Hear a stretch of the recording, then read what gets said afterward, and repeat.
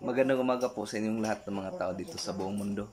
Ako po ito si Missionaryong Diosdado Sigado Hiling Jr., the Missionary of the Master of the Universe, the Santissima Trinidad, God of all gods, King of all kings, Master of all masters, Divine Master Ben Idira Ecleo Sr., King of all kings, Master Ben Buray Ecleo Jr., Divine Grand Master Ben Madron Ecleo I. Pizza 3 po ngayon buwan ng Agosto, araw na Lunes 2020. Ngayon mga kapatid, ipagpatuloy ko po sa inyo ang pagsasalaysay patungkol sa sulat ni Apostol Juan the Beloved na The Book of Revelation, chapter 3 verse 1 to 22. Ang nakasulat po doon sa sulat na yun mga kapatid ay ang sulat niya doon sa iglesia ng Sardis. Doon sa pang-limang iglesia ng Sardis. Yun po ay patungkol sa nakasabi doon na darating po ako na kagaya ng isang magnanakaw na walang sinumang makakakilala sa akin. Ngunit makikilala ako ng mga taong naniwala sa akin dahil kung ano ang mga gawa ko noon ay siya ring mga gawa ko sa aking pagbabalik ngayon. Yan po, patungkol po dyan sa pagbabalik o pagpunta ng Diyos dito sa mundo. Ang pinag-uusapan dyan sa sulat niya doon sa iglesia ng Sardis, mga kapatid. Yung sulat na yun, mga kapatid, ay naganap na po yun. At nakita niyo na po yun sa mga telebisyon, doon sa mga news, doon sa mga reports ng mga media. Sa buwan nga lang ng Hulyo, ay nakikita nyo at nababasa sa mga newspapers, mga news ng mga telebisyon, ang patungkol sa pagkahuli ng aking Diyos, King of all kings, Master Ben Buray Ecleo Jr. Kaya hindi nyo siya nakikilala, mga kapatid. Kayong lahat na mga nakakita noon, nakapanood sa mga news na yun, ay hindi nyo talaga makikilala na siya ay Diyos. Dahil nga, sa tingin ninyo, siya ay isang magnanakaw. Nagkatotoo nga ang sulat na yun. Dahil ang kaso niya ay krimen po talaga. Isang magnanakaw, isang korupsyon. Korupsyon ang kaso niya. Pero sa totoo lang, hindi po siya ang may gawa ng kaso na yan.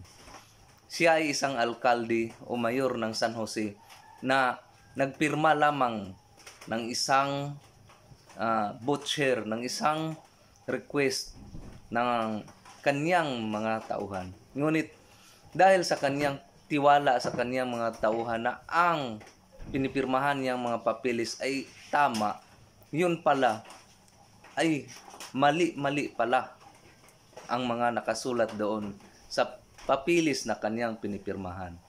Ngunit tinanggap niyang malugod iyon na yun ang nangyayari sa kanya. Na yun ang nagiging mitsa na siya ay nakasuhan ng korupsyon. Maliit lang po talaga yun na halaga. Ngunit dahil nga napabayaan ng mga Board of Trustee, napabayaan ng mga haligi ng asosasyon ng PBNE, yun, lumaki ng lumaki ang problema na yun hanggang sa nagiging nahusgahan nga siya sa kaso na yun na graft and corruption. At yun namang kaso niya sa krimen na pagpatay ng kanyang asawa. Hindi po talaga siya ang pumatay ng kanyang asawa. Dahil ang nangyari po noon ay noong 2002, January 1, dito pa nga si Panginoong Master Ben Ecleo Jr., dito pa nga yun ng New Year's sa San Jose. Ngunit tinawagan siya na kanyang biyenan doon sa Cebu noong January 3 na ang kanyang asawa na si Aluna ay nawala. January 3. At dumating po siya doon si Master Robin ay dumating doon sa Cebu pagka January 4. Pagdating niya doon sa Cebu ay dumiritso nga siya doon sa chapter sa Cebu.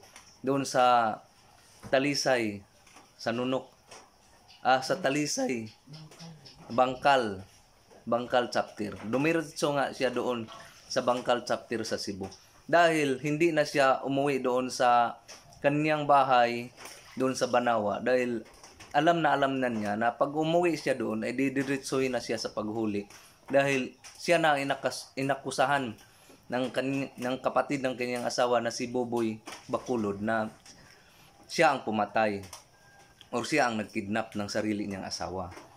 At kinabukasan, nang dumating siya doon sa Cebu pagka January 4, 2002, doon nga siya sa Bangkal chapter. Ang nagkamali lang doon dahil hindi siya naglagbok. Hindi siya naglagbok doon sa MGE sa Guardia ng Bangkal chapter. Ngunit nailagbok nga siya ng MGEs lamang. Nailagbok siya na doon nga siya natulog. Doon siya dumating sa Bangkal chapter. Kaya ang nangyari doon, kinabukasan, pizza 5 na, ay tsaka pa nakita yung sinasabi nilang bangkay ni Alona Bacolod doon sa Banawa. Doon na sa unahan ng Banawa. Kaya nga, alam na niya na siya nga akusahan na siya ang pumatay. Kaya nga hindi na siya dumiritso doon. Ngunit, nagblatter pa nga si Master Robin Ecleo. Nagblatter pa siya sa mga pulis na ang kanyang asawa ay nawala. Ngunit, yung sitwasyon na yun ay binaliktad ng kanyang biyenan. Binaliktad ng kanyang sa kapatid ng kanyang asawa. At siya nga ang inakusahan na siya mismo ang pumatay. At nakatestimony pa nga itong si Boboy Bacolod bago minasakir iyon.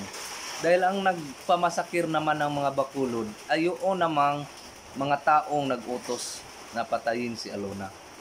Yun namang mga tao na yun ang nag-utos na patayin si Alona ay siya namang nagpamasakir sa mga Bacolod para wala nang nakakaalam ba sa sikreto. Ngunit para sa akin, para sa amin ay hindi kami komportable, hindi kami satisfied sa senaryo na yun na siya nga ang pumatay dahil nga sa paniniwala namin ay hindi nga niya pinatay ang kanyang asawa. Bagkus ito ay buhay hanggang sa ngayon.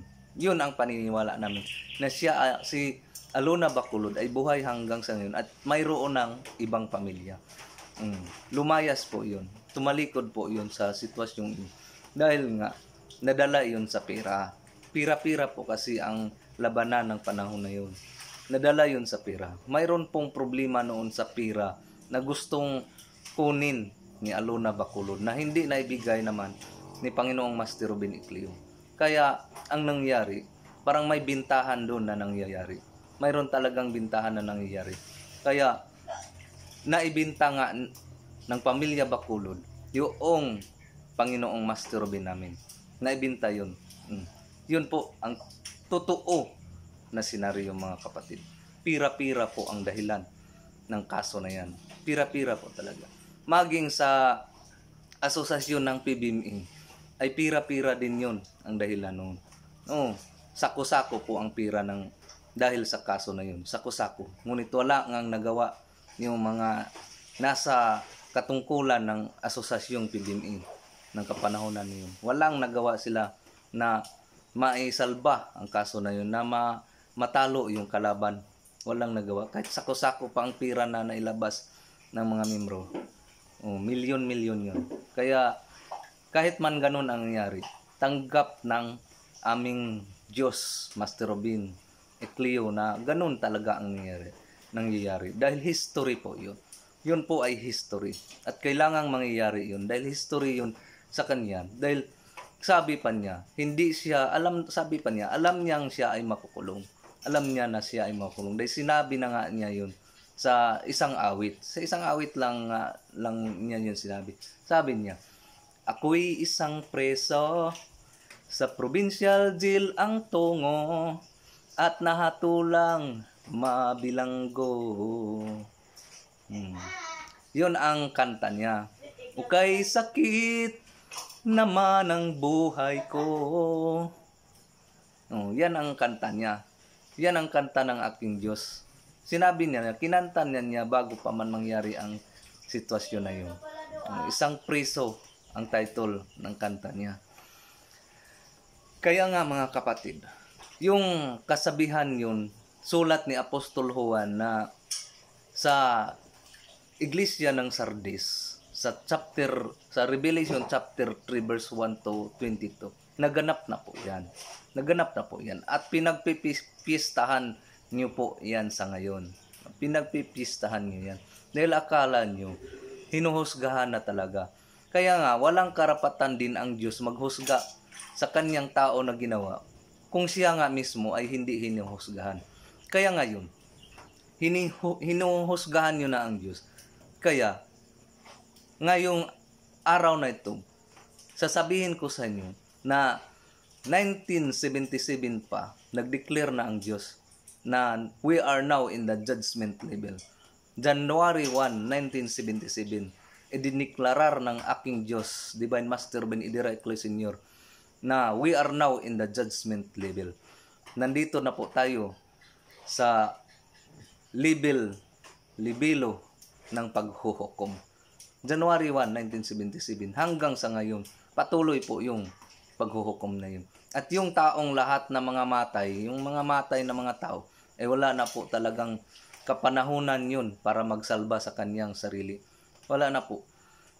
Dahil hindi na niya itutuwid pa ang kanyang nagawa at hindi na niya matuturuan pa ang kanyang sarili kung paano niya iligtas ang kanyang sarili sa paghuhukom na gagawin ng Diyos. At sabihin ko sa iyo, hindi po ang Diyos ang maghuhukom. Ang Diyos ay nasa harapan lamang ng maghuhukom. Kumbaga parang korte ba, mayroon talagang judge at mayroong presidente. Mayroong judge at saka mayroong presidente. Ang presidente po ay ang Diyos, ang judge po ay ang korte. Yun po ang senaryo. I-explain ko yan sa inyo sa susunod ko pang mga videos. Kaya lagi niyong antabayanan at subscribe sa YouTube channel ko dahil marami kayong malalaman dito. Nasabi ko na sa inyo na hindi niyo talaga makikilala ang Diyos dahil siya ay nagpanggap na isang magnanakaw. Nagpanggap siya na siyang kriminal. At natupad po yung mensahe na yun ni Apostol Juan sa Revelation chapter 3 verse 1 to 22. Sa sulat niya doon sa iglesia sa Sardis na darating ang Diyos na kagaya ng isang magnanakaw na hindi niyo talaga makikilala siya dahil siya ay nagpanggap na isang magnanakaw. Ngayon, nagkatotoo talaga yun. At sa susunod pa na mga sulat na yun, ay nagsasabi pa doon na ang sino mang magtatagumpay ay isusulat niya ang kanyang pangalan doon sa libro ng buhay. Yun ang kasunod na mga statement doon sa Book of Revelation na yan, chapter 3 verse 122. Isusulat niya ang kanyang pangalan kung siya ay magtatagumpay. Isusulat niya ang kanyang pangalan doon sa libro ng buhay. At nasabi ko na po sa inyo ang patungkol sa libro ng buhay, the 3 books of master, di ba? Nasabi ko na sa inyo doon sa huli kong sa nauna kong mga video, nasabi ko na sa inyo ang 3 books of master, na yung 3 books of master nga ay doon nakasulat ang mga pangalan ng tao. Yung sa puti na libro, nakasulat doon ang pangalan ng mga tao na maliligtas. At 144,000 lang po yon doon sa puti na libro. Samantalang doon naman sa asul na libro, doon yon nakasulat ang mga tao na alanganin pa na maliligtas. Alanganin pa na maliligtas. At yun namang sa pula na libro ay doon nakasulat din mga tao na hindi talaga maliligtas. Wala na talagang pag-asang maliligtas yung mga tao na yun. At yung mga tao na hindi nakasulat sa 3 libro na yun, dahil mayroon mang mga tao na hindi talaga nakasulat doon sa 3 libro na yun, mayroon talagang mga tao na hindi nakasulat. Dahil nga, mayroon namang kapangyarihan si Satanas. May kapangyarihan si Satanas na gumawa ng sarili niyang tao. Kaya yung ginawa na ni Satanas na mga sarili niyang tao, yun yung hindi nakasulat na doon sa 3 books of master. Kaya sabi ko sa inyo, kung malalaman nyo ang laman ng 3 books of master, doon kayong lahat magsisisi na kung ano talaga ang laman ng 3 books of master. Dahil ang 3 books of master po, nandun po lahat nakasulat kung ano ang gusto nyo malaman. Dahil revelation po yun, patunay na ang Diyos ay tumira nga dito sa mundo ng mga tao. Yung 3 books of master na yun. Yun po ang evidence of truth of the presence of God here in this world. Ebidensya po yung 3 books of master na gawa ko, na bilang patunay na ang Diyos nga ay tumira dito sa mundo. Yung 3 books of master na yun. So, ituloy ko mga kapatid. Yun namang sa sa susunod na bersikulo ng libro ng ni Apostol Juan sa chapter 3 verse 1 to 22 ay yung pang-anim, yung sa Philadelphia. Yung sa Philadelphia mga kapatid ay nagsabi doon na yung sino mang taong maniniwala sa Diyos, maniniwala at sumunod sa mga utos ng Diyos ay bibigyan niya ng susi. Bibigyan niya ng susi para malaman niya kung paano niya bubuksan ang kaharian ng Diyos. Yun ang hanapin nyo. Kung sino ang may alam ng susi na yun. Dahil ang may alam ng susi na yun ay siya lamang nakakaalam kung paano buksan ang kaharian ng Diyos. At siya rin lang naman ang nakakaalam kung paano yun isara yung kaharian ng Diyos. The one who hold the key is the one who knows how to open the door. And the one who knows the key is also the one. And the one who knows to open the door is also the one who knows to close the door. Yun po ang baga English po tayo ng konti. Kahit wala tayong grado, mayroon naman tayong konting English na Bisaya. English na binugang pa sa Bisaya. Yung sino mang naghawak ng susi na yun ay siya ring makakapagbukas ng kaharian ng Diyos na siya ring matuto kung paano rin ito isara. Kung alam mo na kung paano buksan ang kaharian ng Diyos, alam mo na rin kung paano ito isara. At sasabihin ko po sa inyo mga members ng PBMA, members ng Rubinian, hindi po yung divine words to open the gate in the heaven, to open gate ng ITD, hindi po yun. Hindi po yun ha. Baka yun ang isipin nyo na yun na yung open the gate. Hindi po yun dahil pagbubukas po yun ng ang kahulugan po ng open the gate sa ITD procedure na ni-release ni Master Robin Broiclio Jr. Ang kahulugan po yan ay pagbukas po ng spiritual division na mga doctors na division para tulungan yung misyonaryo kung paano gamutin yung mga tao na may karamdaman dahil mga spiritual doctors man ang maggagamot niyan. Sila man ang magagamot niyan being led by Dr. David Sauls and department head by Dr. Jim Cruz. Dr. Jim Cruz po ang department head po. At mayroon po siyang 8 kasamaan, siyam sila lahat. At bawat isa sa kanila ay mayroong 21 members. Yung doon sa ITD chapter ITD chapters at ITD chapter 1 to 7 kasi hanggang 7 lang yun. Kaya mga kapatid, yung sinabi ko sa inyo na ang manalo o ang magiging matagumpay na tauhan ng Diyos ay gagawin ng Diyos na haligi ng kanyang templo at doon na siya maninirahan at doon na siya uupo katabi ng Diyos. Yun po ang gantimpala ng Diyos, ng ating Diyos, Master Robin, sa tao na magtatagumpay. Kaya mga kapatid, ang pinakamabigat na kahulugan sa itong sulat na ito ni Apostol Juan doon sa iglesia ng Philadelphia ay yung yun talagang susi kung paano nyo buksan ang kaharian ng Diyos. Dahil ang nakakaalam ng susi na yun ay kukunti pa lang po. Na siguro mga mahigit 100 na. Mga mahigit 100 na kami na nakakaalam ng susi na yun kung paano buksan ang kaharian ng Diyos at paano rin isarado. Mahigit 100 na siguro yun katao. Kaya kayong mga nood ng YouTube channel kong ito, nagsubaybay, bigyan yung pagkakataon ang sarili nyo na matuto. Dahil nandito na nga ako. Nandito na ako nagpapaliwanag sa inyo sa sulat na ito noon. Kasi itong sulat na ito noon ay hindi ito maipapaliwanag ni numan. Kahit sino pang mga pastor dyan, mga pari dyan ng reliyon ninyo, mga leaders dyan ng organisasyon ninyo, ng religion ninyo, ng grupo ninyo, ng kahit pa Santo Papa dyan, hindi niya kaya itong papaliwanag ito. Dahil wala nga siyang alam dito. Dahil wala nga siyang connection sa Diyos. Mahirapan yung mga pari ninyo, mga pastor ninyo magpaliwanag nito, maghubad ba sa Bisaya, explain ba kung paano ito, anong kahulugan ng mga sulat na to, dahil mostly dito ay parable. Mostly dito, karamihan dito ay mga parabola, mga sambingay ba sa Bisaya. Kaya mahirapan kayong ipaliwanag ito, mga kapatid. Oh.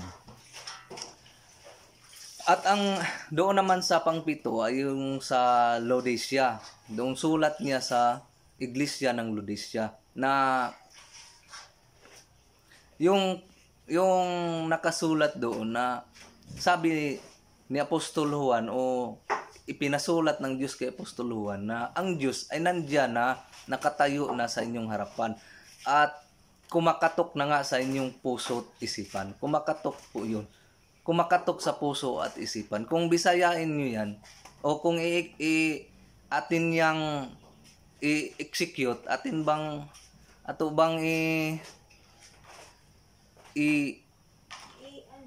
ano ba, bisaya ka nang atong i-actual natin, kumakatok sa puso, o ito, kumakatok sa puso, sa isipan, dahil siya nga, ang Diyos. Ganon yan. Kumakatok sa puso at sa kaisipan natin. Yan yung kumakatok sa puso at sa isipan natin. Naintindihan nyo yan. Naintindihan nyo yan. Dahil marami na nga mga kumakatok sa puso at sa isipan. Marami nang kumakatok niyan sa puso at sa isipan. Kaya lang, hindi lang naintindihan ng iba. Lalo na yung mga hindi members ng PBMA, hindi members ng Robinian, nahirapan kayong umintindi dahil ang katok ninyo, ganyan man ang katok ninyo, parang ganyan man ang katok ninyo. Kaya hindi nyo naintindihan ang Diyos at hindi rin kayo naintindihan ng Diyos. Kaya kahit pa nakatayo ang Diyos sa harapan ninyo, kausap na ninyo, nakita na ninyo sa news, nakita na ninyo sa YouTube, Facebook, wala pa rin kayo. Husga pa rin kayo ng husga. Parang nang lalait pa rin kayo. Itamay pa rin ninyo ng matindi. Dahil hindi nga ninyo nalaman na ang Diyos ay nakatayo na nga at kumakatok pa sa inyong puso't isipan. O kasi nasa puso ninyo ang Diyos at nasa isipan ninyo ang Diyos at nasa utak ng tao ang Diyos. O, nasa isipan, nasa puso natin ang Diyos, nasa isipan natin ang Diyos at nasa utak natin ang Diyos. Yan po ang totoong plastada ng ating panguros, Bisaya pa, panguros. Nasa puso natin ang Diyos, nasa isipan natin ang Diyos, at nasa utak natin ang Diyos. Nakatayo ang Diyos sa harapan natin. Nakatayo yan sa harapan natin. Kaya lang, yung pagkatok natin, yung pagkatok ay kulang. Medyo may kulang yan. I-explain ko yan sa inyo sa susunod. Kung paano i-execute yan. O kung paano i-execute. Para maintindihan nyo ang tamang execution ng tamang pagdarasal. Dahil kung mali ang pagdarasal ng isang tao, mali ang execution ng isang tao, kahit pa nasa harapan na niya ang Diyos, ay hindi niya ito talaga makikilala na siya pala ang Diyos. Sa susunod kong mga YouTube videos, abangan nyo kasi marami pa akong isisiwalat sa inyo patungkol sa revelation ni Apostol Juan. Dahil hindi yun na-explain ng maayos ng mga pari, ng mga pastor. Kasi basa lang ng basa. Hanggang basa lang ng basa, paulit-ulit, basa ng basa, paulit-ulit. Paulit-ulit. Ngunit hindi hinahanap kung ano ang laman ng binabasa. Dahil ang laman ng binabasa ay yun ang totoo. Ang laman, yun ang makakatulong na maligtas ang tao. Ang laman ng binabasa. Kaya nga mga kapatid, sinasabi ko na sa inyo, ang laman na talaga ito ng sulat ng Revelation chapter 1 up to chapter 22. At maraming salamat po sa inyong lahat, sa King Jesus Divine Master Robin Indirectly Jr., King of all Kings Master Robin Baricla Jr., Divine Grand Master Robin Madron Icloy the First. Sa lahat ng mga makita at hindi makita, sa inyong lahat ng mga nanood, nag-subscribe sa YouTube channel kong ito, marami pa akong pasabog na ipapalabas, yung mga explosion, pagbubunyag ng mga sikreto ng mga pastor, mga pari. Ibubunyag ko yan sa susunod na mga video ko dito sa YouTube. Maraming salamat po sa inyong lahat at magandang umaga uli.